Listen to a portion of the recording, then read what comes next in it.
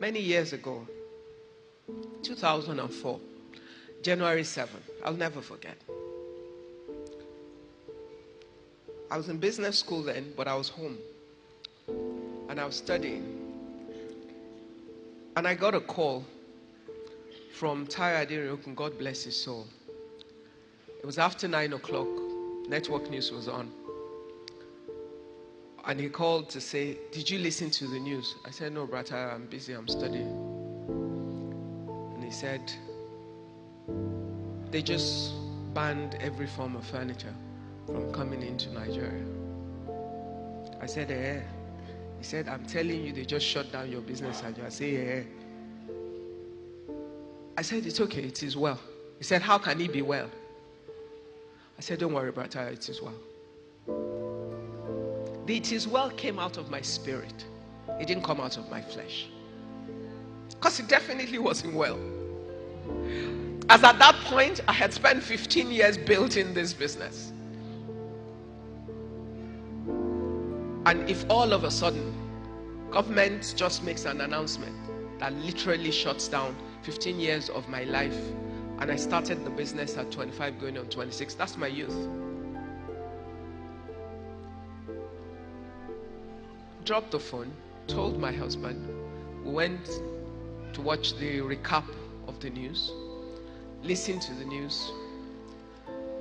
I said, and then people started calling me, and I was the one assuring everybody, don't worry, it is fine. How is it if I said, don't worry, it is fine? What was my assurance? The God that I knew. Why? 3 years before, the Lord asked me,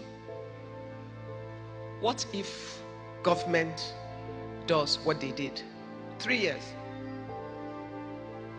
And I thought, okay. So I will do this, I'll do this, I'll do this. I did all the preliminary work. I had all the reports, but I didn't execute.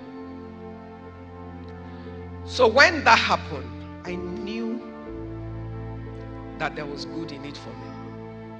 I didn't quite understand it, but I knew there was good in it for me. Why? What gave me my assurance? I sat down and I said to myself that without a doubt, I am certain that I am where the Lord has established my feet.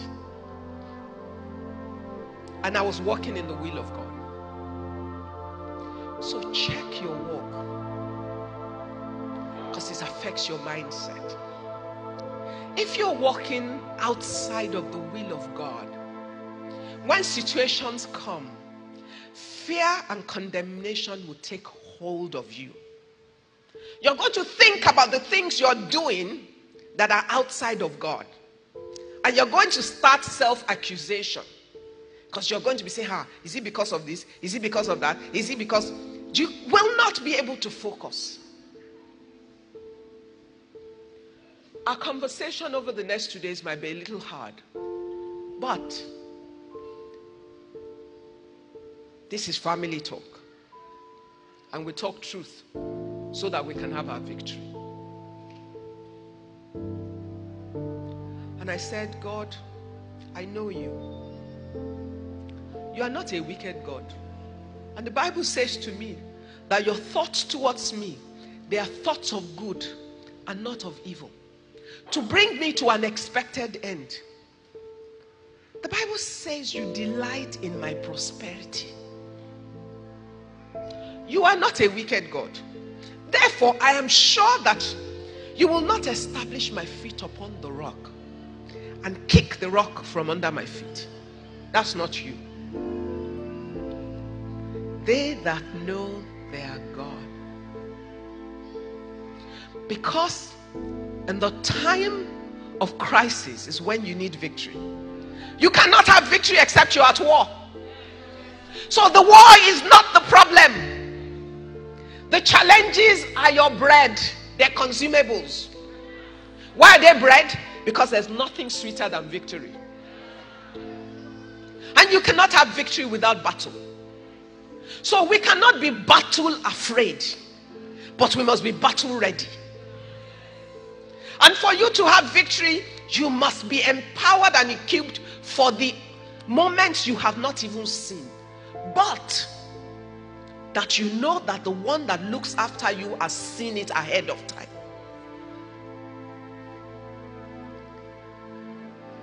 So I said, you will not kick the rock from under my feet. So I'm certain that whatever this is, which I do not necessarily understand, but I know you, and I know that you have said all things work together for my good. Therefore, there must be good in this situation for me. Now, the difference between narrowing down to the point where I decide that there's good in it for me, or the alternative where I panic and see what I consider as destruction of 15 years of work, of multiple businesses built, of hundreds of people employed, of value created in the economy, can give me a heart attack if I had no understanding, or can push me away from facing the roar of the lion to running in the direction of where the female lion is waiting. And what did that mean in that situation? It was an option between becoming a smuggler, because the laws changed. And if I decided that I had to continue in that business because I know that God called me to it, even though I know that God called me to it, I could misinterpret his purpose for this situation. I could then decide, well, God, I don't know how else to do this, but I can smuggle the furniture, and what will I become? A smuggler. Does that glorify God? Where's the honor? I definitely won't be standing here today. The integrity label will not have stuck, because before then, that was my name.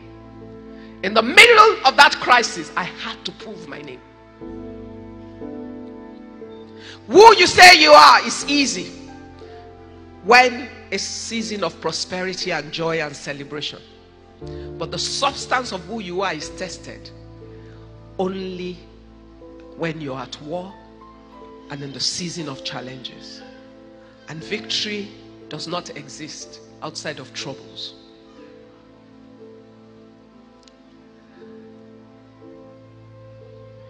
So I took my position with God and said, that good that is in this that I can't clearly see now, I know that you will show me the way. Then I said to all my staff, nobody's going anywhere. Just stay calm. I'm not firing anybody. We're not doing anything. Lord, guide me. Open my eyes to see and lead me every step of the way, day by day. January this year, that same Chair Center group became 30 years old.